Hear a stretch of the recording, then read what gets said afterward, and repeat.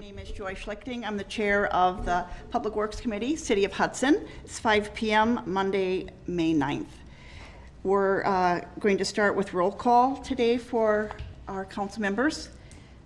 Council member Sarah Brook. I'm here. Council member Mike Kennedy. Here. Public Works Director Mike Mraz. Here. And City Engineer Dean Chamberlain. Here. Thank you. Thanks for being here. Our first order of business is to approve the minutes from the previous meeting, which was held in these chambers, April 25th. I'll make that motion to approve the April 25th Public Works Committee minutes. Thank you, Sarah. I'll second. Mike seconds. All in favor? Aye. Signify by saying aye. Aye. Aye. Aye. Minutes are accepted and approved as written. So the first item on our agenda is a report on the tree replacement plan. Due to the tragic incident with the windstorm that we suffered here in Hudson last fall, 2021. Mike, would you like to go over that with us? Thank you. Yep, no problem. So I kind of gave a detailed breakdown in your issue sheet, kind of explained how many trees we lost. So for the public, we lost 71 trees on the public side. So that would be trees located in the parks and within the right of way. And I estimated probably another 70 to 80 on the private side. So a total of about 150-ish trees from that storm. So last fall, obviously, concentrated effort on cleanup of those sites, and we were able to get a lot of it done. In fact, all the trees are gone. Now what's kind of left over are some stumps, turf restoration, sidewalk restoration, so on and so forth. So what my plan is this year is to perform those tasks. So I have staff go out and stump grind, come back with black dirt when it dries up, so which should be fairly soon. And then we are going to include those lost sidewalk panels in with our sidewalk replacement program. And so that's kind of going to be the main focus this year. And then while we're doing that, between myself, Gail Przynski, he's our urban forestry lead, we're going to go out and make a plan as far as replanting is concerned. And my intent is to purchase bare root stock and start planting them in 2023. We'll probably be able to hit a majority of the sites. I'm thinking there's probably a couple trees that we won't be able to plant back due to whether they're over a natural gas line, next to a water shutoff valve or within the vision triangle. But a majority of them, I'm thinking we'll be able to plant about 60 to 65. And these are just rough numbers. We haven't actually gone out with boots and went to each site and visited. But it gives you an idea of how many trees that we would look to plant in 2023. And I would look to purchase all that bare root stock at that time. So that's kind of the plan moving forward. Obviously, things may change if we have some monies left over this fall. I like to kind of carry at least half the urban forestry budget or the shade tree budget through to the fall, just in case we do run into incidents like we did last year where we have a little bit of cushion. And then if we have some remaining monies in the fall, that's where I look to purchase some trees to plant in the fall or some equipment to replenish. So that's kind of my plan. If there is extra funds left, do you start down like at the how do you prioritize where you're going to start? So I was actually just going to kind of simple. I was just going to start at Lakefront Park and then Work just your move way. my way up the hill. Okay. That was, my intent. But like I said, if I can, with the bare root stock, in 2023, we can get a great price on stock, anywhere from $50 a tree up to $70 a tree, depending upon what we want to plant back. But we would have enough money in our budget to replant everything that we lost in 2023. So.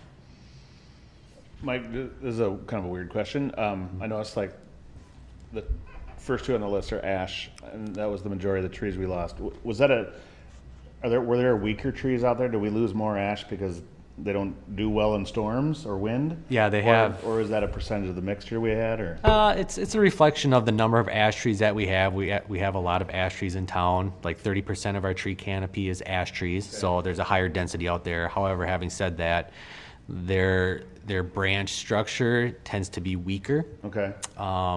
And so obviously the losses reflect that. So for the public, we lost out of the 71, 22 of them were ash trees. So it gives you an idea. It's a quarter. So it kind of mirrors what the Yeah. tree canopy is.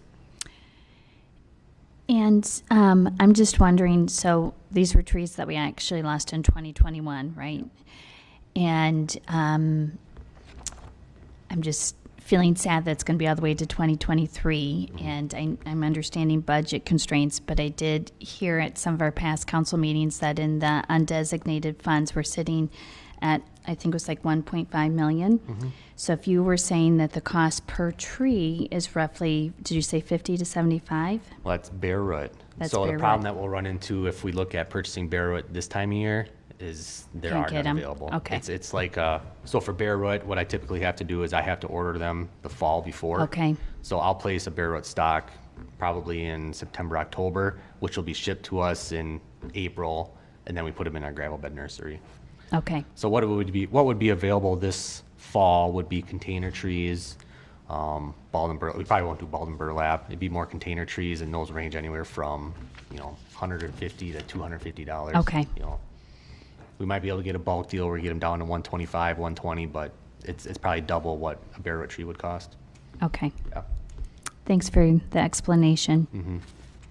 Could I ask about the list of the locations on the stump and sidewalk insert piece? Yep. So that's where you've identified the trees are down, but you need to get the stump. Yep. And the sidewalks, okay. So those homeowners know that, they're expecting it? Or Yep. you've I've been in had- some communication?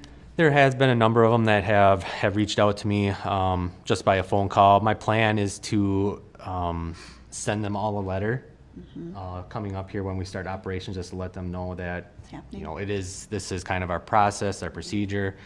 A lot of them asked about replanting, and I kind of reiterated that we would do a site visit just to make sure that there is room in the boulevard. Some people don't want trees back in front of their place as well, so that's something to discuss in the future too. But yes, Sure. there will be So communications that's with the your homeowners. target, okay. Yep.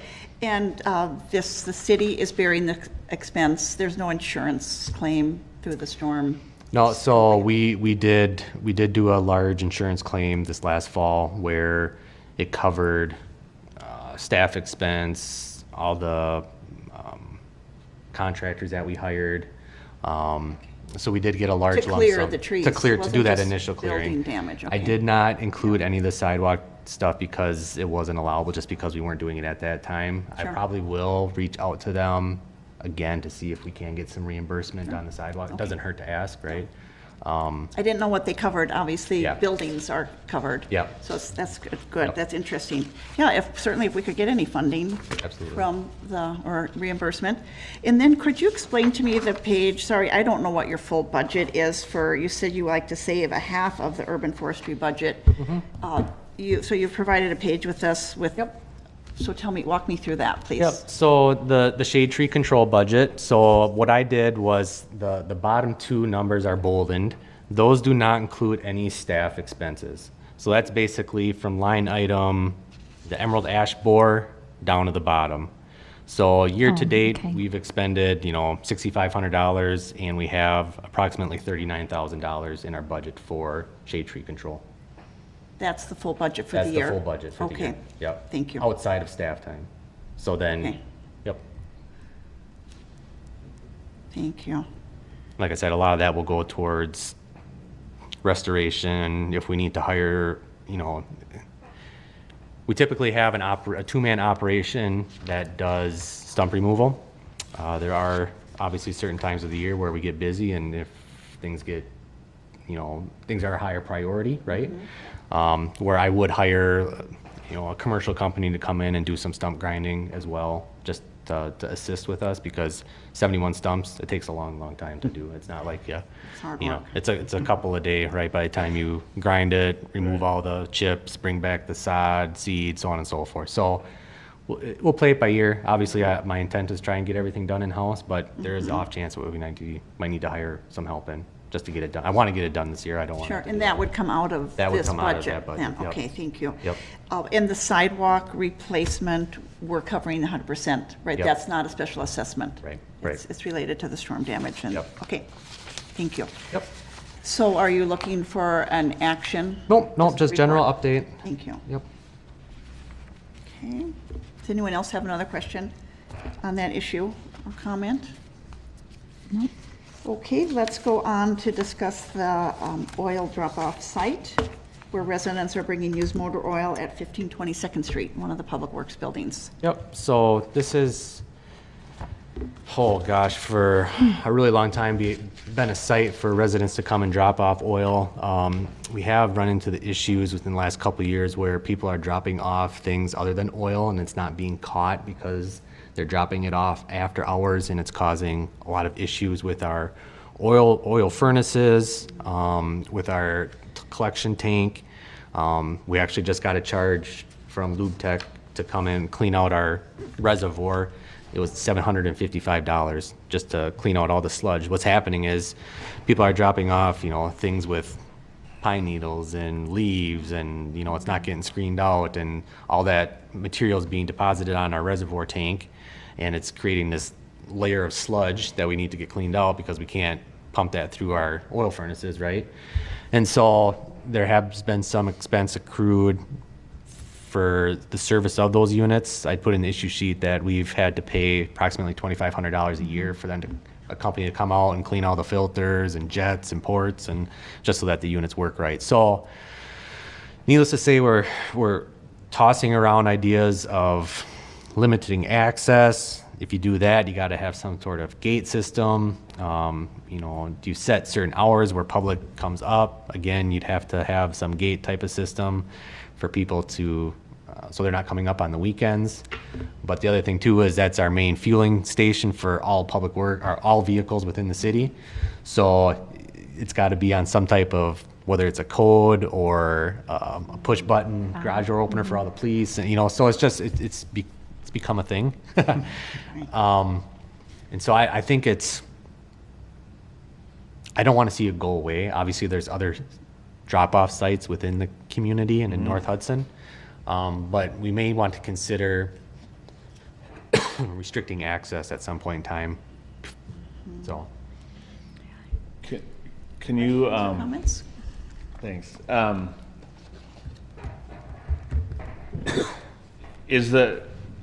think I've been up there, but it's been years because, right, less people change their own oil nowadays. yeah.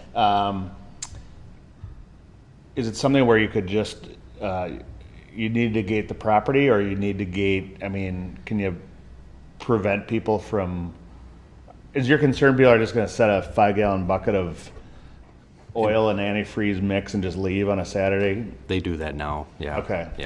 Yeah, they do that now. And do you think if the gate's going to do much, or are they likely just to leave it by the gate? That's another thing too, right? Yeah.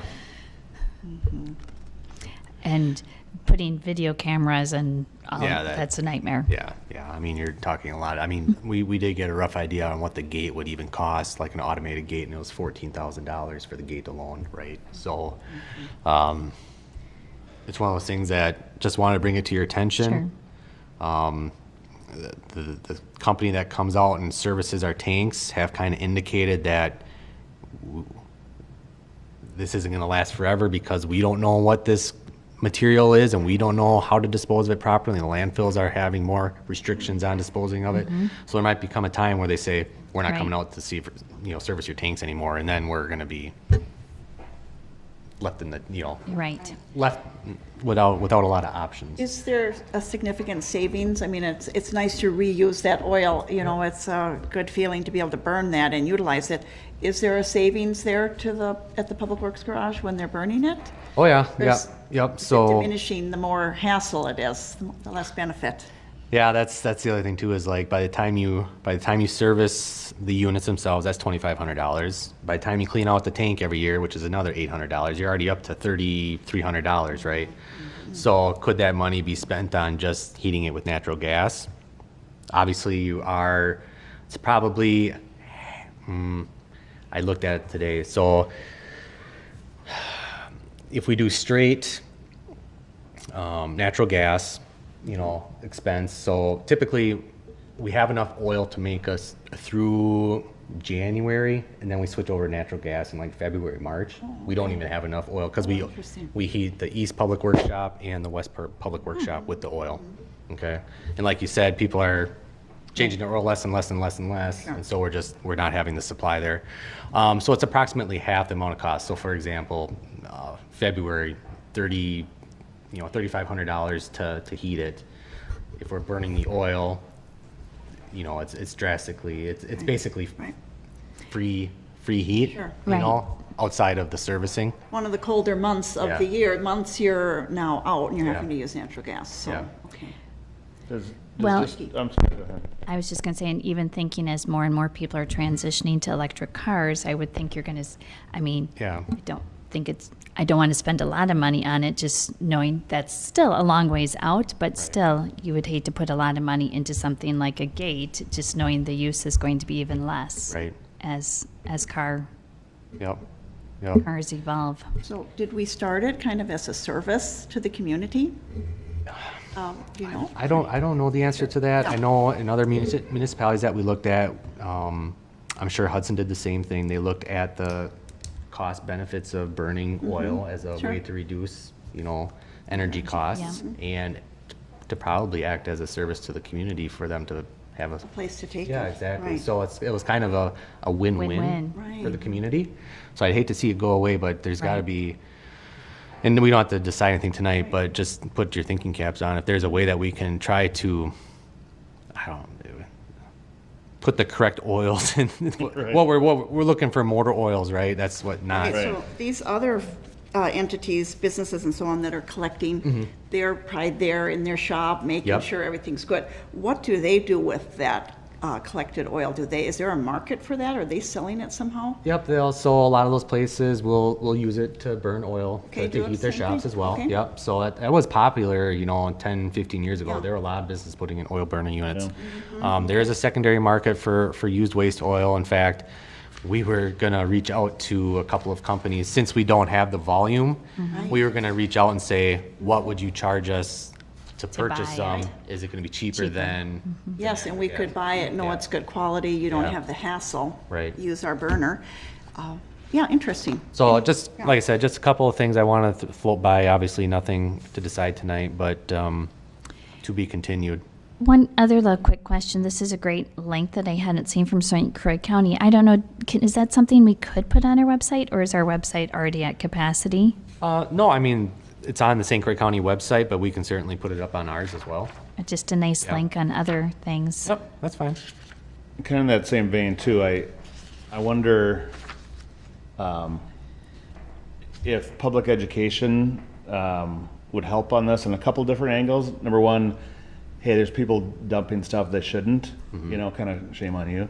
And then secondly, it does have a value if you've got good clean oil, well, not clean, you know what I mean, Yeah. used oil. Used oil, Kind of helps you guys through the winter. I don't know, in the newspaper or whatever, is the idea of that's what, this is the issue we're having. Yeah.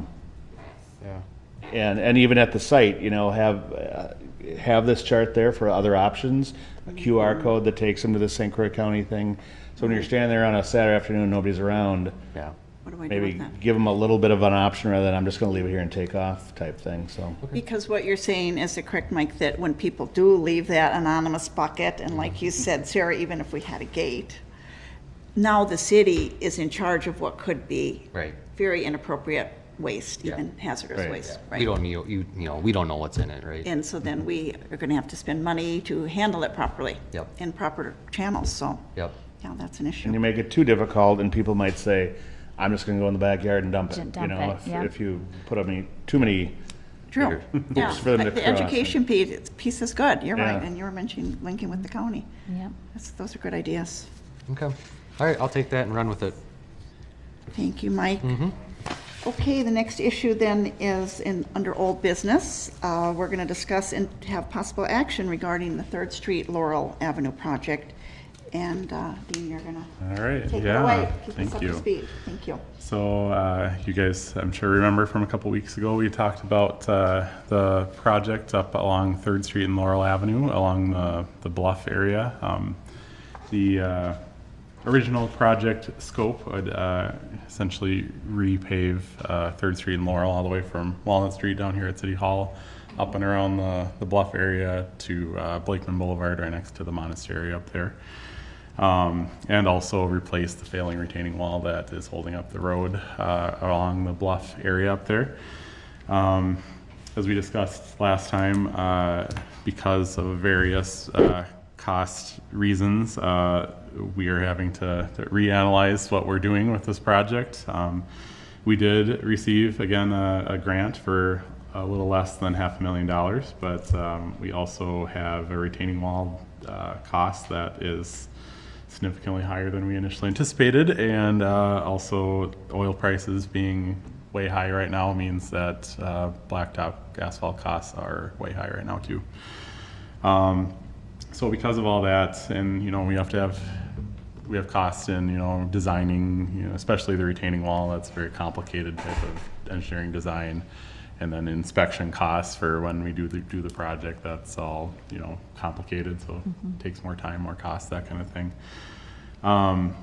So we had a number of kind of questions and issues that came up last time that I want to kind of provide some answers for at this meeting. The first one, the kind of general topic I want to talk about, is we talked about the potential of like a space for a path, or that kind of thing through that area. If we're doing this retaining wall, do we widen it out so that there's space for a path, that kind of thing. After some conversations, both with our planning staff and then also talking through the fiscal realities that we have, it seems like a better alternative for the walking biking connection up to the Prospect Park area would be using Walnut Street instead. It seemed that there are a lot more hurdles to get through the 3rd and Laurel area. Obviously the one that we're talking about near the retaining wall being kind of chief among them, but also then how do you connect that through to somewhere that's going to be usable, because we want to make sure if we do put a trail in somewhere that it's actually being used by people who will be served by it. So I did look at a rough analysis of getting it through kind of that where you kind of wind around to get to the bluff area. There's kind of a drop off on that hillside as well. So to get a trail through there probably would also mean building a retaining wall to hold up the trail through that area. We're talking about, again, then more costs, and roughly probably looking at least $200,000 more to get that connection through there. That's not even anything that we've already discussed, so that'd be on top of this all. And then also just thinking about Walnut Street itself, like right now that street is underutilized, and it's very narrow, and it's one way down the hill, that kind of thing. And we eventually want to probably reconstruct that at some point in time. It's not in our 5-year plan at this point anyway, but kind of killing two birds with one stone might make sense. If we have to reconstruct it anyway, would it make more sense to reconstruct it as a trail facility instead of a road? That seems to make a lot of sense, at least in cursory analysis anyway. Yeah. And then talking through the budgetary constraints, I know we all have had various conversations, between us and between staff and that kind of thing, and it just seems like there's not at this point other alternatives apart from what I've outlined in the issue sheet here. So either the alternatives would be using the existing budgeted project amount of a little over $1 million, and then just paring the project down to match whatever we can do with that sum. Or if we want to do more with this project, do we divert money from other projects to this project to get more done essentially with this one? I made some suggestions in the issue sheet. If we did want to go that route, 2 projects that we could look at diverting would essentially be that we wouldn't do a trail maintenance project and an alley repaving project this year and just use that money for 3rd Street. If we did do that, I still am not sure that we're going to be able to cover the entire cost of repaving all the way down to Walnut Street here anyway. but it would certainly get us further. And just thinking about, you know, that 3rd Street, Laurel Avenue up there serves about 1,800 vehicles per day. So you think about how many people that is. That served not only vehicles, but each vehicle has 1 to however many people in it. So you're serving thousands of people per day through that. You know, each alley generally, I mean, serves 100, something like that per day. And, you know, trails serve, you know, something in that same tune per day, depending on where you're at, that kind of thing. So just a kind of comparison point. Obviously, we have alleys and trails that need maintenance as well, but, you know, this does serve a lot of our community members, more so than maybe those other projects. But that is a decision that, you know, would be interested in your input as a committee tonight. And then, yeah, if there's any other questions about the project itself, but that's what we're looking for tonight is kind of direction on the retaining wall, and then which way we want to go with either shrinking the project limits or moving funding from other projects for this one. Do you need a motion before we start asking questions? No, I don't think so. Okay. Do you want to go first? Should I Where start? do you want to You start? start. You start. So maybe there's a, you know, your professional opinion, and when you say shrinking the project limits,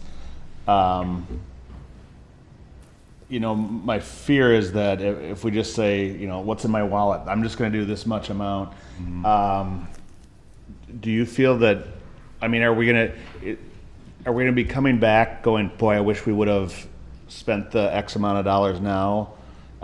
Is the project going to be only partially complete? I guess that's my question. Is the retaining wall going to need more work later? Is Sure. I'm Yeah. nervous about what that means. Shrinking it just to fit the budget sounds good on the financial side, Right.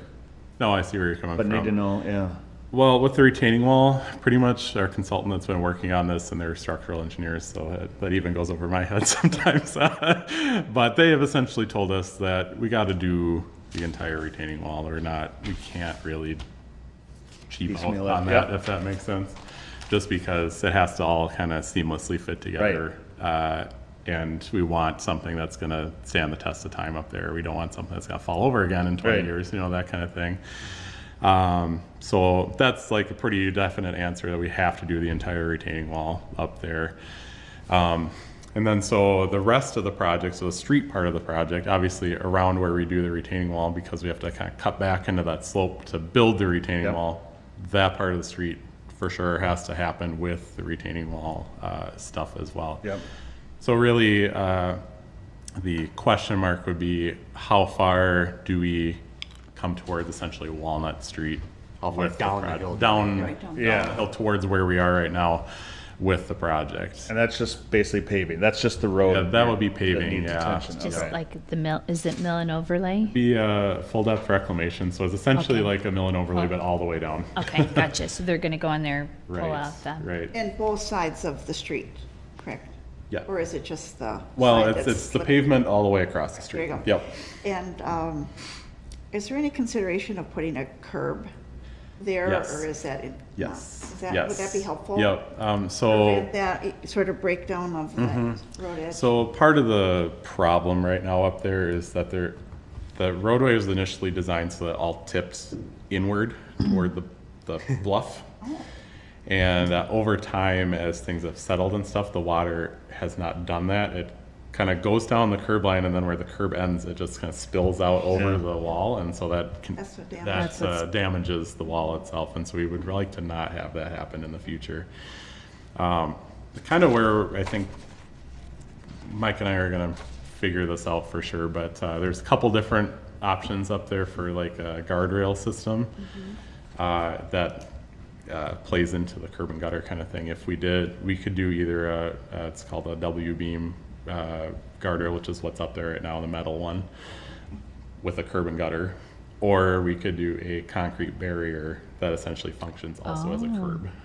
So Which has better lasting power, staying probably power? the concrete barrier. Okay. I would think. The only Is that thing more would expensive? be Last longer, is that what you said? Yeah, The only thing would be plowing snow, I think, is the wild card in there, and so we kind of have to flesh out, I think the costs are roughly comparable between the two of them. They are, okay, thank you.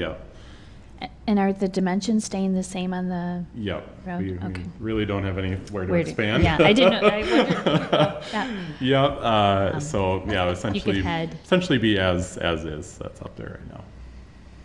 So in your professional opinion, so I'm picturing a seam that, you know, there's gonna be new pavement or asphalt if we do with that approach.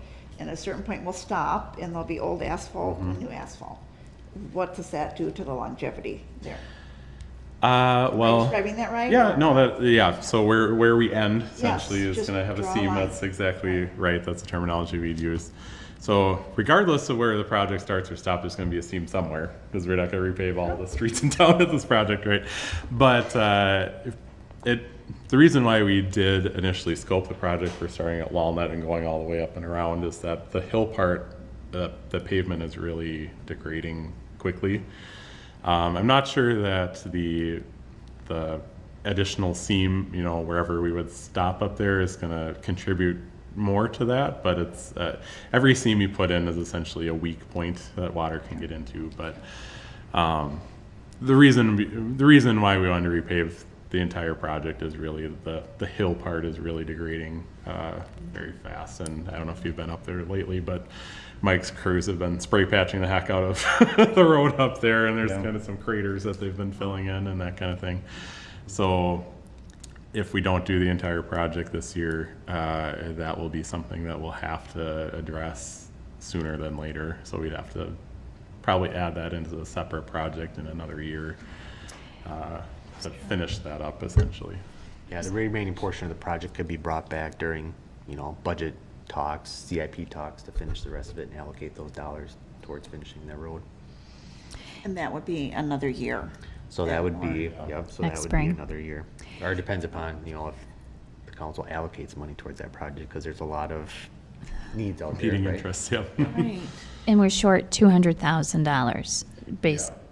And so really our options, if I understand correctly, are looking at taking from the alleys or going back to council and trying to take from another project, or I'm just putting the options out there, or there's no room in that undesignated funds that we could try and get to.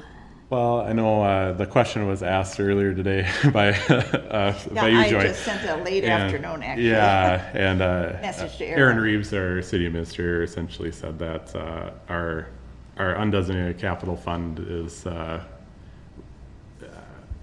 dwindling, you know, the more we go through the year here. So he's concerned that essentially with the dwindling of that fund right now is he doesn't want to continue that direction if possible.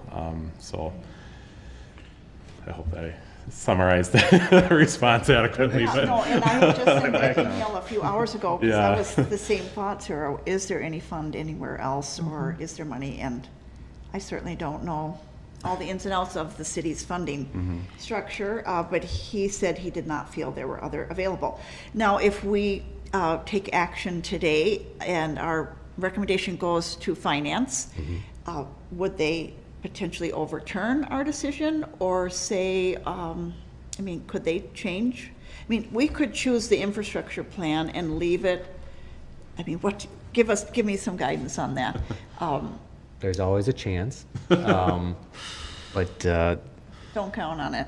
yeah, it's a quick way to make enemies on the council if your fellow council members are voting down what you approve at Public Works Committee. So since I've been here, I haven't seen it happen where a Public Works Committee recommends something, then finance votes not in favor of it. Sure. But yes, there is always that possibility that might happen, but yeah. And there wasn't much money in the alleys, right? So, I mean, what would we be Between the 2 taking? years, it was 80,000. So we're still at a shortfall of over 100,000 then. And the alleys are bad. I'm just. so the alley was 76, and then the trail was 72, is what I had in here. So So it's 140. 140 something. So we're still Mike, just short. for information for us that are new and just for the public as well. Could you comment on the alley project? Because I know you sort of started that fund. Yep. And what your plans were for that. Yep. So obviously, when I first got here, received many calls about alleys, alley conditions, so on and so forth. We've been, as a public works department, kind of limping them along over the last several years, right? And so finally, we did an in-depth analysis of our alleyways, kind of gave them all a rating, kind of, had an idea of how many were in very poor condition. And obviously, as you all probably know, 3/4 of them are in very poor condition. And so we really weren't doing anything as a community, as a public works department, to look at the long range replacement of these. So at the last CIP cycle, council dedicated, earmarked some funds in the CIP, $40,000 each year. And we were going to tackle, 3 to 4 alleys every year for the next 10 to 12 years and get all of the ones that are in very, very poor shape replaced. And so what that would entail was basically just full depth reclamation, use that as base, come back in and pave a new coat on them. So that was kind of my, plan moving forward is hopefully council would appropriate that $40,000 a year for the next 10 to 12 years and get all these alleys done. And so it would bring us, back into a lot better shape alleyway system, because they do get used obviously by the residents downtown district, are used heavily, and then they're in very, very, very poor condition. I also say too that is affected also by the oil prices going up, especially with small quantity projects like alleys are. Especially, we'll definitely be seeing higher costs.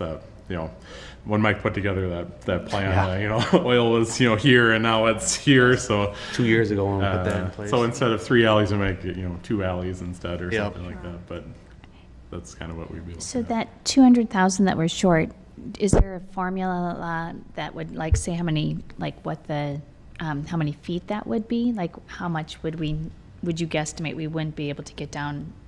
Oh, that is a great question, Sarah. I'm not sure I Okay, that's fine. fully I was answer just it trying now. to picture it.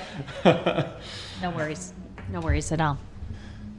So I want to come back to, again, the 200,000 that we're either going to add on to it or just work within our budget.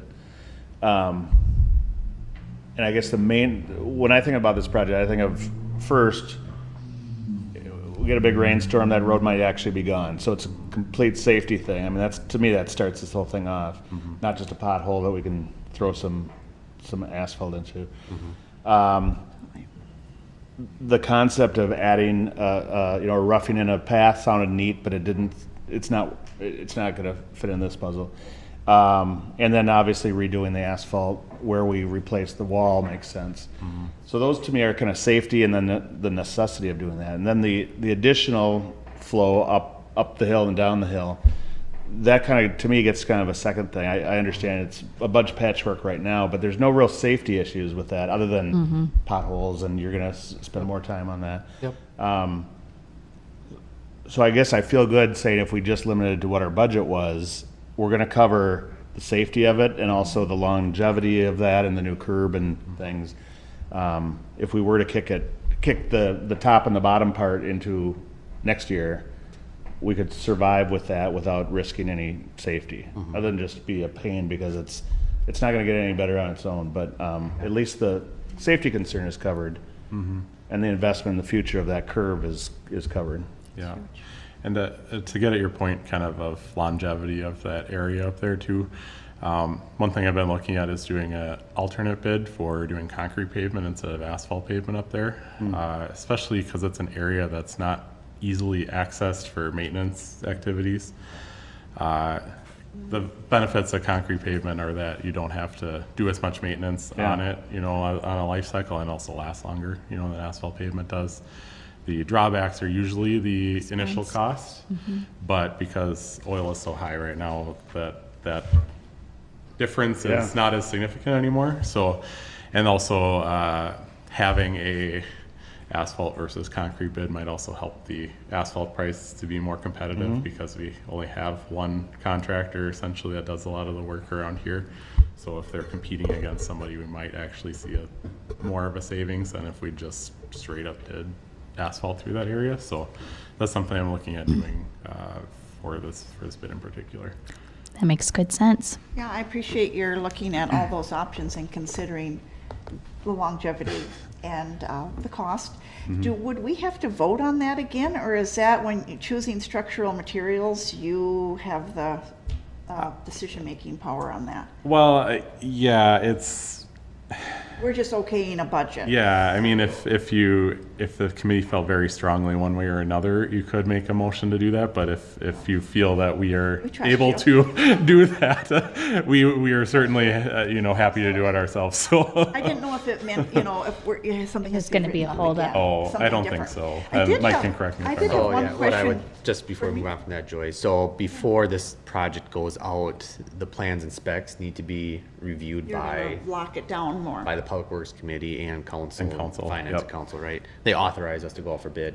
Having said that, having alternative bids for projects doesn't hurt, right? And so it's wise from a city's perspective to do that, just to keep contractors honest. And like I said, if it's an extra, let's just say $40,000 to do concrete over asphalt, Yeah. it's kind of a no-brainer. So, I mean, it doesn't hurt. And Absolutely. everything always does come back to Public Works Committee and Council for To final. decide, and so Dean, I know you had said at our last meeting that we do need to make a choice so that you can work on getting those really, the Right. specs finalized Yeah. and get the bids then. So it's kind of, we need to have that number we're shooting for, whether it's Oh. existing budget or moving budgets from other projects to get here. Get it.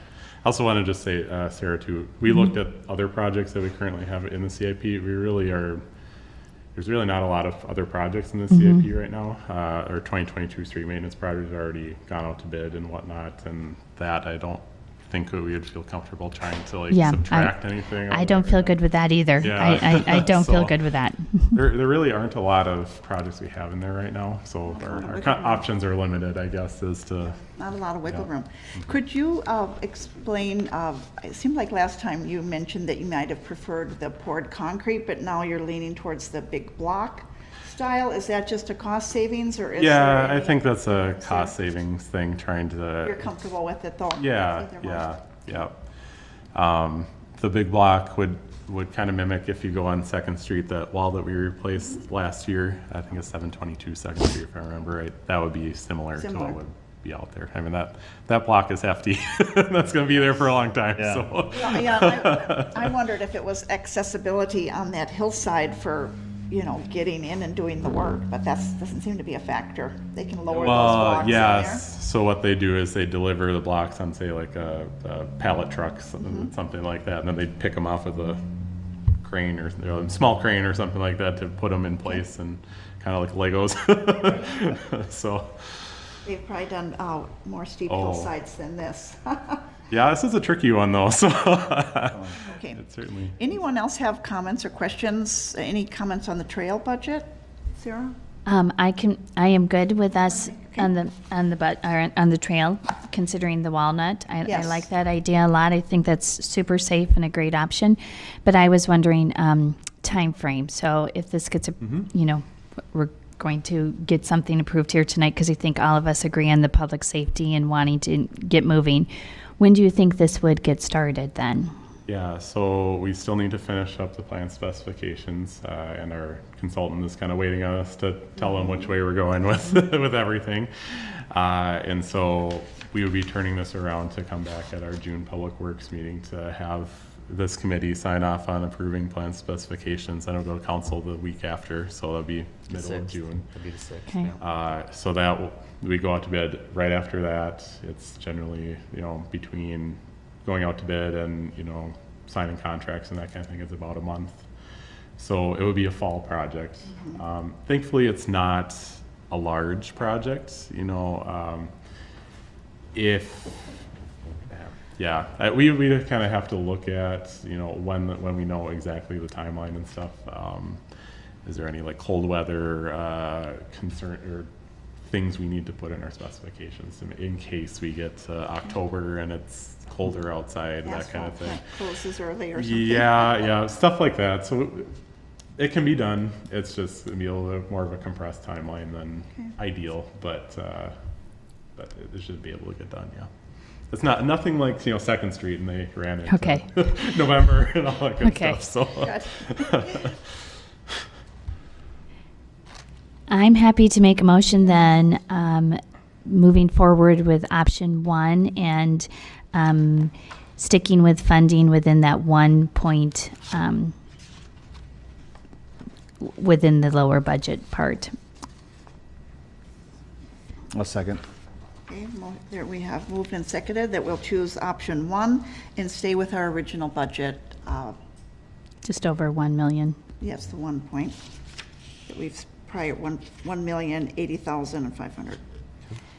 So all those in favor signify by saying aye. Aye. Aye. All opposed? Okay, great. Well, let's move forward. I mean,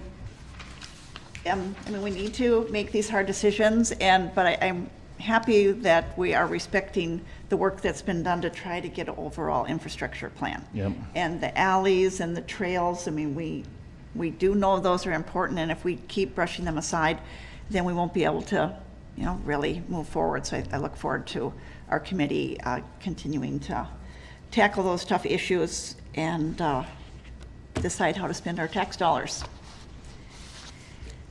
Okay, project update from Highway 35. Yeah, so this was requested at our last Public Works Committee meeting, just to kind of give you an update on what is remaining. Dean, you can chime in here on anything. So I'll start with the more difficult things. Obviously, council has been in closed session a couple times discussing some of the outstanding items that we've had issues with the state. Staff has had a meeting with the Wisconsin DOT and their staff here a couple weeks ago.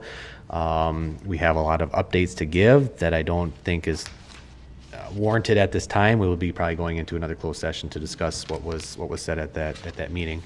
The first June meeting is when we're gonna do that. I'm sorry. As Okay, city first council. June meeting. Yep. Yep, first June meeting, we're gonna schedule it. So we'll look for some updates at that. The project side of the Highway 35, obviously there is still a bunch of work remaining that has to be completed. The Lake Malibu Bridge was scheduled to be started today. Obviously, I think that got pushed off due to weather, but that's the epoxy overlay, and that's gonna be a 4-day project work schedule, so not nearly as significant as what we saw last year. And Dean did confirm that there will be bi-directional traffic at all times, so it won't be reduced down to one lane. Okay. Okay. There's some confusion about Yes. that in the general public, so Okay. I want to make sure that everybody knows we are not down to one lane with that work. Okay. It's 2 lanes at all times. That's Yep. great. Yep. Then obviously there's still punch list items with many things on it, from turf restoration to striping to some curb replacement. I know there's some traffic signal. That's what I was, Yep. that's what I was really, Yep. I didn't want any of the closed session stuff, just like Yeah. the meat and potato stuff. The traffic signal, obviously that got shipped back to the manufacturer to get it powder coated Yep. black, and I haven't gotten an update as far as when it's returning. Okay. Hopefully soon, but I have not heard either, so. Okay. This summer. Okay. When we do find out a definitive date, we'll be sure to pass it along. Yeah. Okay.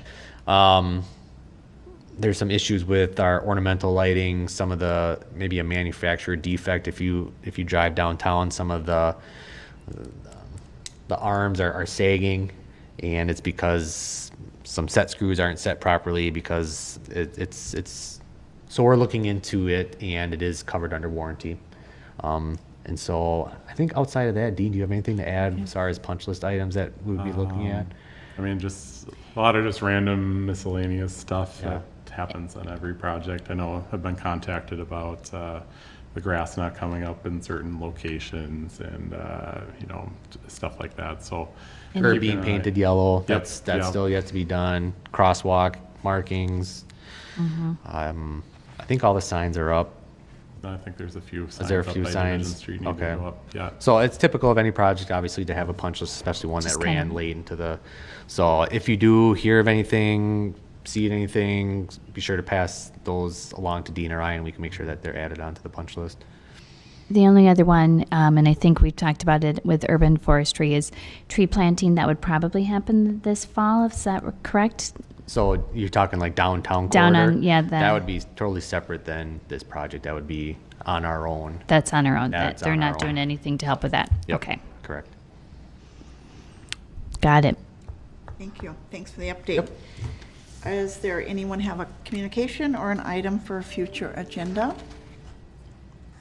that they'd like to share at this time? We are hopeful to hear back the status of our many grants we have out right now by the time we have our next meeting. So we'll be see, but exciting. I'll shoot out an email to the council when we hear. Hoping for the best there. I know. Thanks for your hard work. I know you're very good at that. I'll appreciate that, and that will make a huge difference for us. We'll have a lot more fun at those meetings. Yeah. We can talk about how to spend grant We have money. more money, yay! Yes, so anyway, great, that's good. And if, for council members, if you do have items that come up that you'd like to be on the agenda, feel free to email that to me, and I'll pass it on or discuss it with Mike as Public Works Director. Okay, very good, all right. Well, I will entertain a motion for adjournment. I'll make a motion to adjourn. And I can second that. Okay, it's been motioned and seconded, moved and seconded to adjourn. All those in favor? Aye. Aye. All opposed? Thank you. We're done. Thanks, everybody. Aye.